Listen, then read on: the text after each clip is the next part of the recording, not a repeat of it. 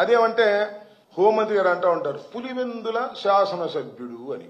రెచ్చగొట్టే మాట, కించపరిచే మాట కొద్దిగా మైండ్లో పెట్టుకోండి. ఆయన పులివెందుల శాసనసభ్యుడే, ఇప్పుడు ఎప్పుడు ఎప్పటికీ కూడా మాజీ ముఖ్యమంత్రి.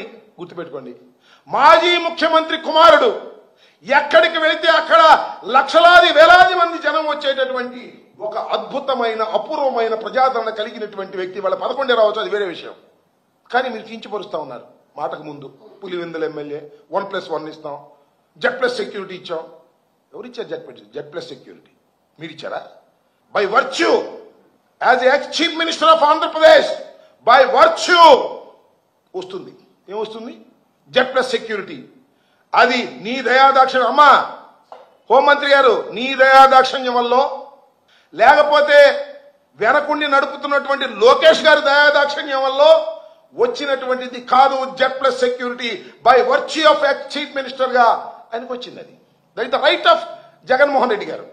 చంద్రబాబు నాయుడు గారు కూడా ఉన్నది ఏదో పెద్ద సెక్యూరిటీని, కమాండ్ సెంట్రల్ గవర్నమెంట్ 10 సంవత్సరాల క్రితం. Z+ కాదు, బ్లాక్ కమాండోస్. ఆయనకి ఎప్పుడో ఒకసారి ప్రమాదం జరిగితే నక్సలైట్లు అంతరించిపోయారని హోమ్ మినిస్టర్ గారు కూడా చెప్తున్నాడు. ఇప్పుడు అయినా కూడా ఆయన కొనసాగుతా ఉంది.